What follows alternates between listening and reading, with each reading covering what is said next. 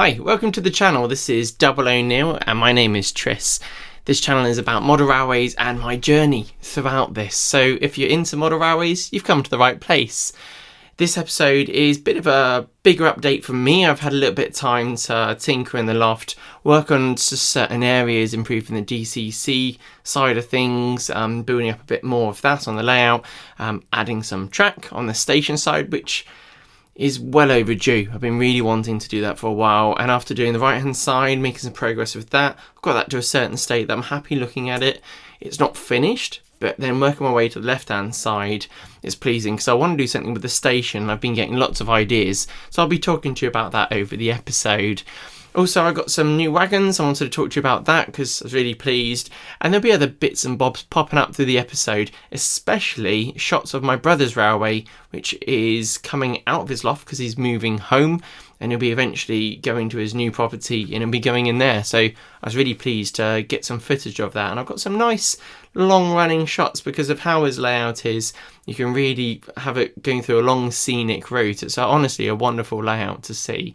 So really pleased to do that, as well as listen to the sound, because all of his locos that he's been working on, he's been adding sound to, and it's kind of brilliant. Always gets me back into the DCC sound whenever I hear his engines going. So thank you for that.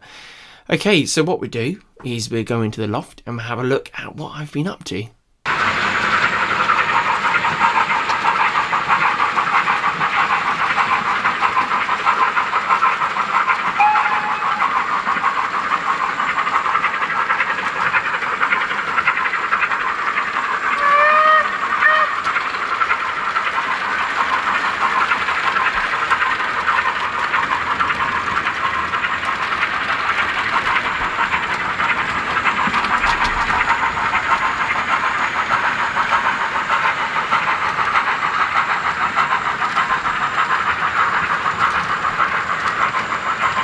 So the work will be done on this side of the layout, which it will be fun for me because I've done bits on here and it's not that I've lost motivation, but I feel like I just keep focusing on this bit, and at the moment I'm kind of happy with how that's got on.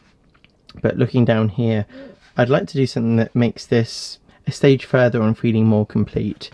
And my initial thoughts are, let's just put these two curves in here and run that down.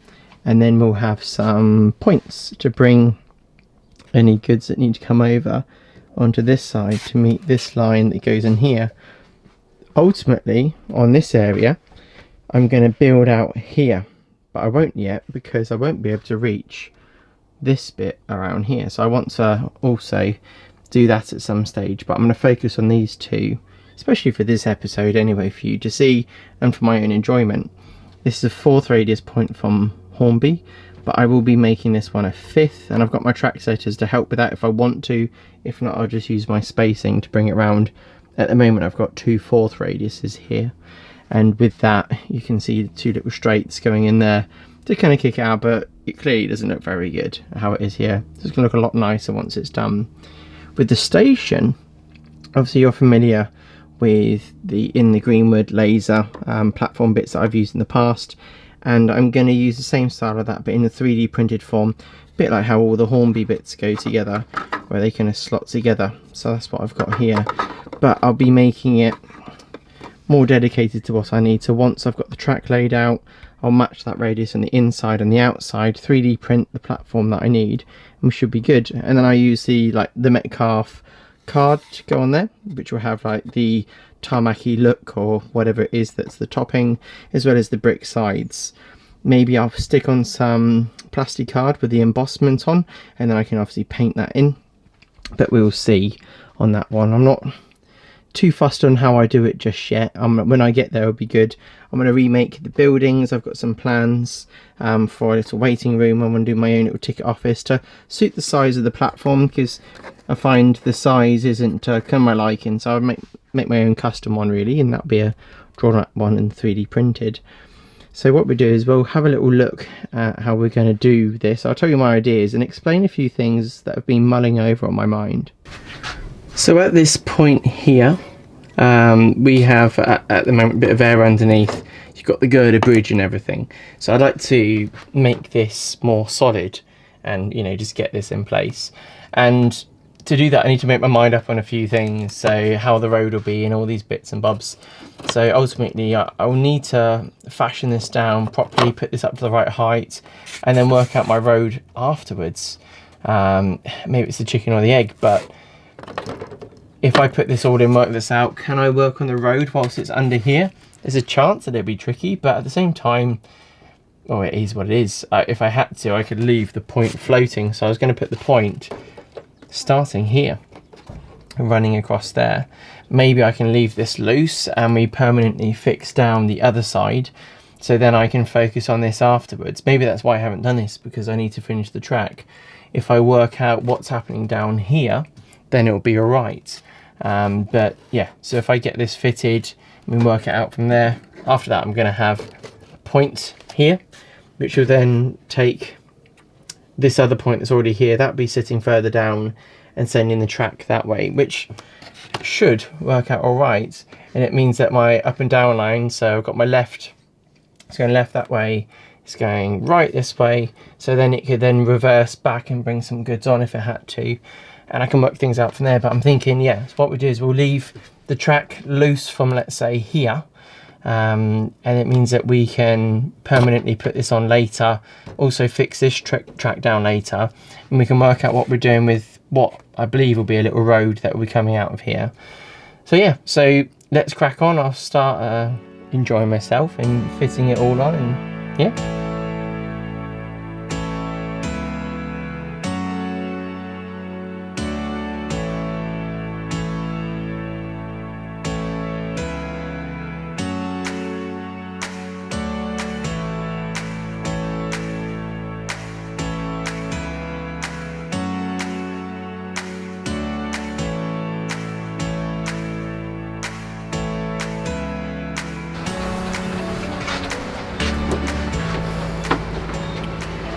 Okay, so this is the bit that I want to keep. So this is the 4th radius. What I've done is marked it with a Sharpie. I've run that around the edges of the sleepers, so that when I take it off, I know where to put my cork because of how it's lined up with the other bits. I've run it for a number of weeks now and enjoyed seeing how it's going to be. Once this is done, I'll then get my 50mm spacer that I've made. Nice simple tool, and that will then define that gap. You could do whatever gap you like, but 50mm has been good for me. It's going around a curve, so I need to make sure the coaches don't hit each other. But what I'm going to do is we'll first do this bit here, and we'll add the cork, then we'll fit the track back down, we'll join in with the track that's underneath the narrow gauge layout, and yeah, that should work out really, really nicely.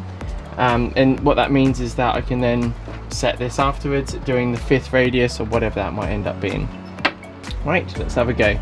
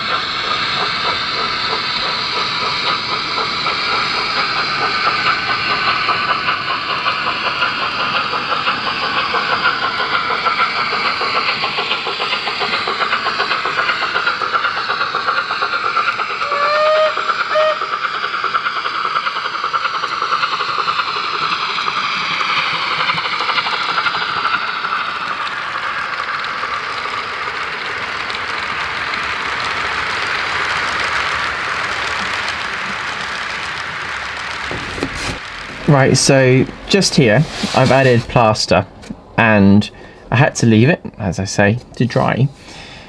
I don't want to have a crack building up here because I do have a gap there, and if I'm putting ballast on and then obviously go through all the heat change, I was worried I might get obviously some trouble here and I'd regret not doing this. So it's kind of like bonded together, these two become one in this way. Hopefully it stays that way.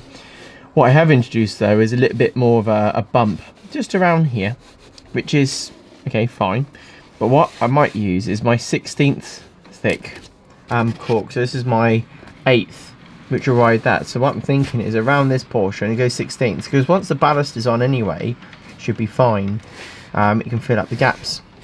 So I'll kind of come to about here with the 1/8, and then across here go for 1/16 and then back onto the 1/8, and we should be good. I might chisel off a couple of the high spots, but we should be alright, because I put plenty of bandage on, because we're going to have a point, you know, coming from over here working its way down.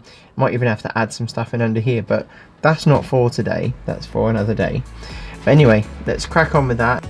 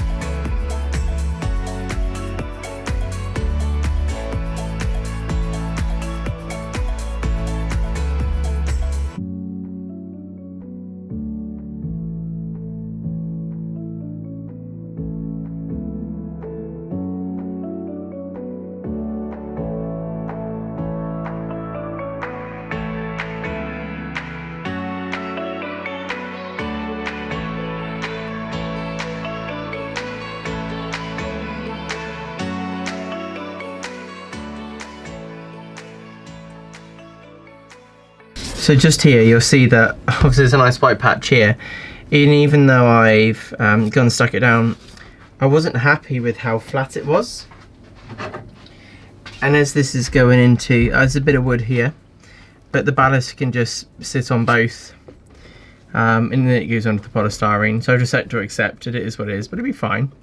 There won't be any, it'll be held down with copy decks anyway, so it shouldn't get noisy or anything. I'm appreciating less noise now I'm running the sound locos, so that's one thing where I've been enjoying that. So yeah, now the rise here doesn't touch the track, so it's good.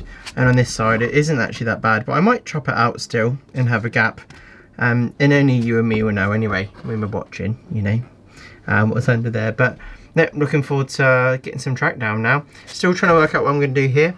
I might have one of the double slips, this kind of thing. I think it's got a double slip, and basically I think I just need to power positive negative on that, and then I insulate all the ends. I think that's what I do, but I'll have to have a little play. Just do it downstairs, power it all up and make sure it all works. This is an older one that my dad gave me. I think it's alright, but I might look at buying myself a fresh one for this, so that might not be on this episode that we show it. Let's just see how fast the old mail service is from when I order it. But I'll continue with getting the track done down this end, and we'll get it up here.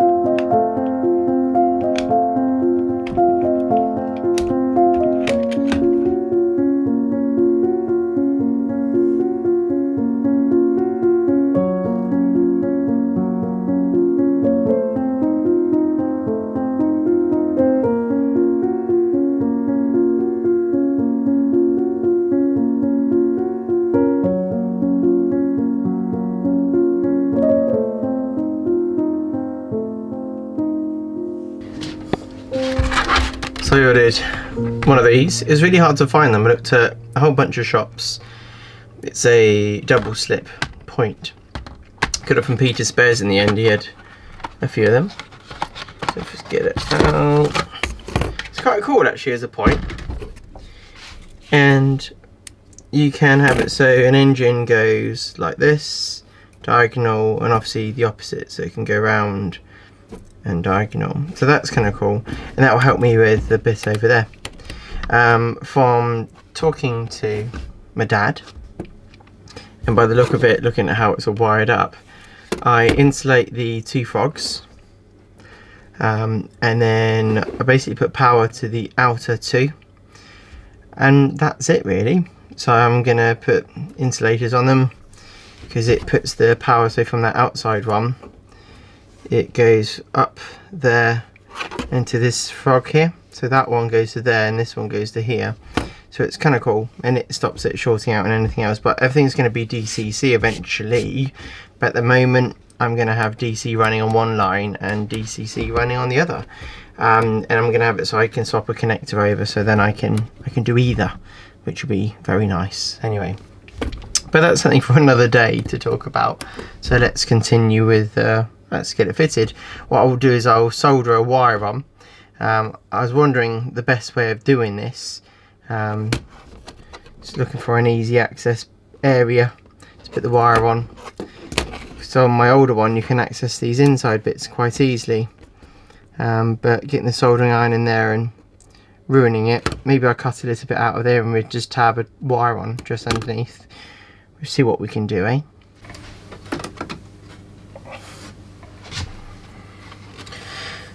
So I've got two wires that I'm going to put on.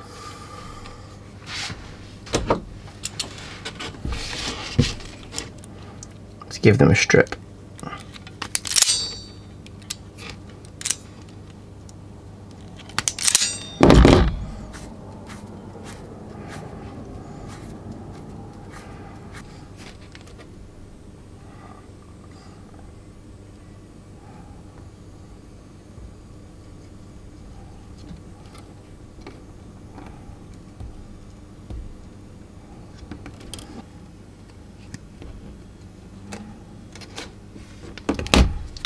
One removed so I can get to it. To make the job easier, I use my DCC concepts flux, which will help it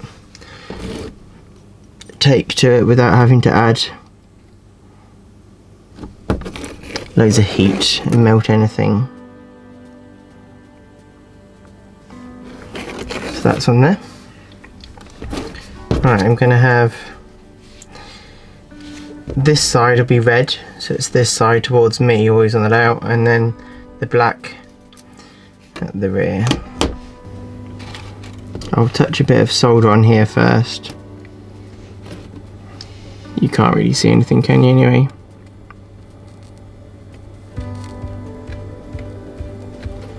Right.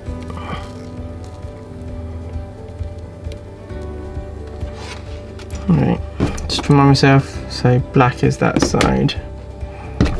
Black. If not, I can just flip the polarity if I have to.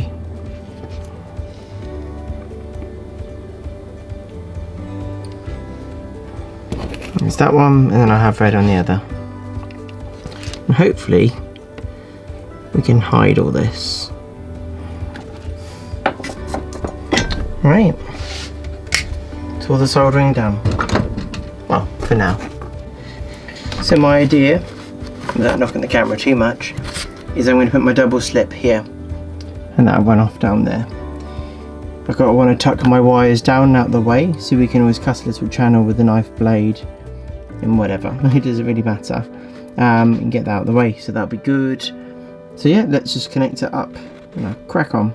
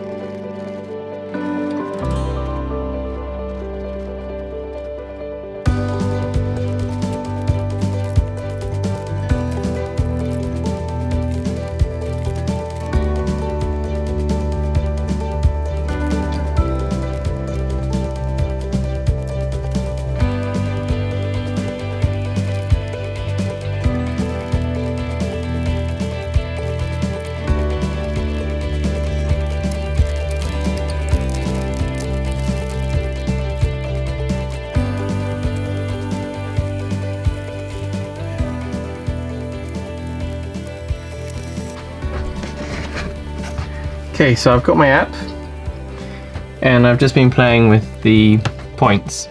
So I can go straight over, and the nice thing is I can go from here and drop this way. So it's kind of cool, all the different things you can do. So if I zoom in, you'll be able to see what it's going to be doing. That should be enough. So I need to go forwards.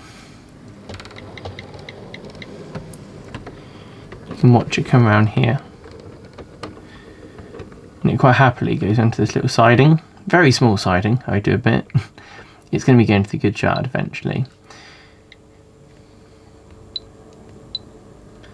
Right, so that's that. We'll bring that back out.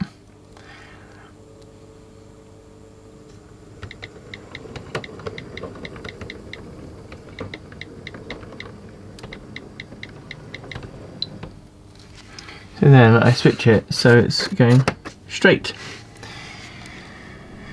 So, don't know why I'm touching the camera. We can then bring that straight across, and it should work absolutely fine. And off it goes. And if I want to, put some sound on, listen to it start up, have it put away.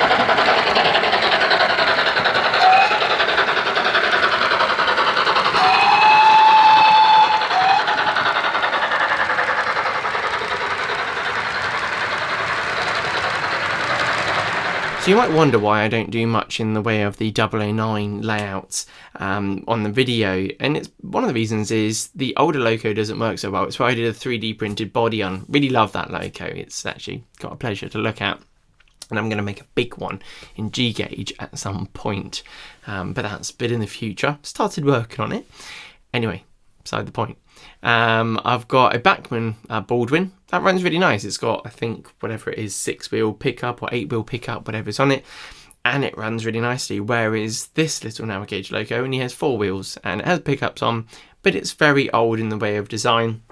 The chassis, I've got another one here. I'll get a close-up shot of it in a second. It's tiny. It's got this kind of old style motor on it, and you try and clean them and everything, and they run okay. You just have to run them a bit faster to get them going. But I think if I change a DCC in the future, that will improve.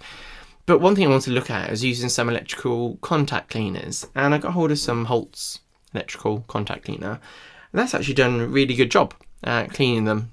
It says it doesn't leave a residue, fine, but running it up and down, it's running really, really nicely. So I'm hoping that, you know, using something like this will help improve the running of these small Locos, because they're so reliant on things being, well, working well. Been using my track rubber, and then I try and, you know, obviously get off any dust that I've created from the track rubber on this little track, because anything small, even the tiniest kind of, let's say, bit of dust, a chunk of bit of dust or whatever, will lift that Loco off, and like half the pickup's off.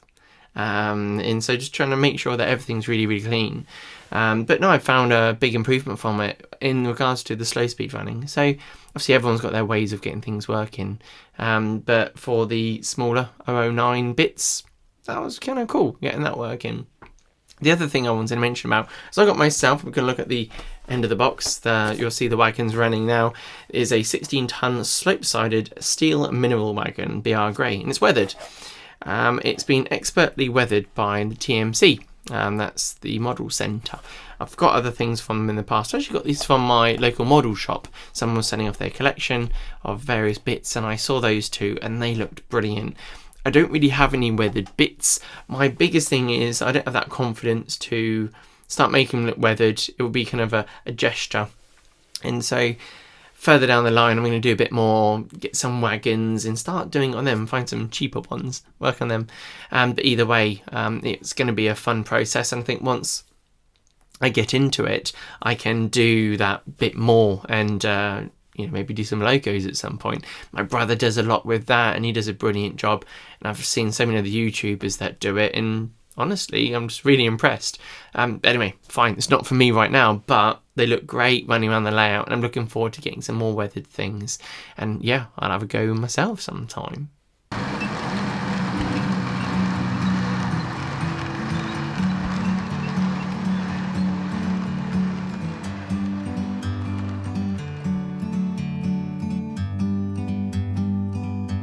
Like a bird on a tree, I'm just sitting here. I got time, it's clear to see. From up here, the world seems small. We can sit together. It's so beautiful, you and me. We meant to be in the great outdoors, forever free. One other thing I wanted to do, because I was fed up of the DCC bits kind of just sitting on places and then falling off and whatever, and I didn't have a dedicated area for it, so I wanted to screw the, let's say, the power bit that goes to the lines, screw that on the side, and then I put the Wi-Fi module on, but I didn't have anywhere to put the controller, the main controller, where you can start pressing all the buttons. I find it more fun pressing all the buttons. I can use my phone with the app, but yeah, I like the controller. And I've seen that you can buy the hook-on bits, and I was like, I don't want to buy it. I can make something, I'm sure. So I went on CAD. I drew up basically a little kind of a shape like this, so then I could slot it in, put O'Neill on. Really pleased with that. Printed it out on the 3D printer. That's always nice. It's a filament-based 3D printer. It kicks out a material called PLA, which is cornstarch, polylactic acid, I think it is. And so there, that comes down and extrudes all the material on, and it builds it up in layers. And once that's done, I screwed it on the layout, and it's good. I can go and slot on the controller, and that's great, and I can unslot it, and you can see what's on the display, so that's really good. One thing that I then did from there, because I was in my mood for DCC, I'm like, I want to wire up the rest of the layout. Not everything, so I'm currently what is my middle line, that is going to be my DC line for now, until I've DCC chipped all my other locos. But we'll see what happens, because I've got a number of old ones which are trying, so I always wonder if it can handle the power of a Triang Loco, but I'm sure it's all possible. Right, one second, I've got my cats. I'm going to show you my little kittens. Hello. So this is the new addition to the family. Oh. He's a monkey. His name's Groot. He's got a brother. I don't know where he is at the moment. He's running around the house, but he's just squeaking at the door asking for me. And yeah, I got them yesterday. 8 weeks old. And yeah, I put him down. Bit of a monkey. Anyway, I just want to say a big thank you to my patrons and my channel members, as well as you guys who've been brilliant. I've been having nice comments, and with how the world is, it's getting better, which is wonderful. But we all kind of, have our little journeys. One of my journeys is doing this channel, and I've been enjoying it. But like my last episode, I was quite surprised I didn't have as many views. I'm like, people aren't watching as much.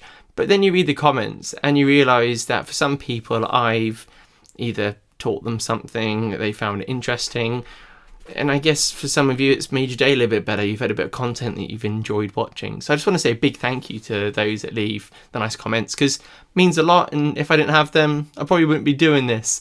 It's for the people that give me such nice feedback. It makes me want to do more videos. So thank you for all of that.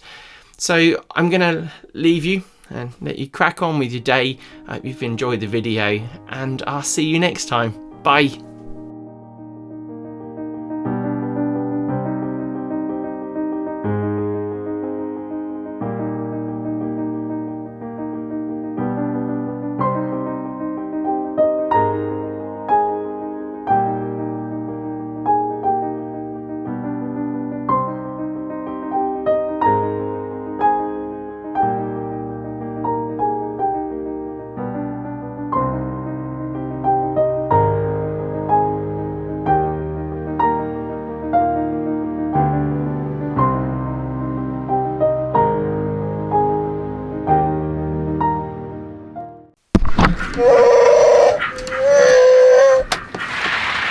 Good job.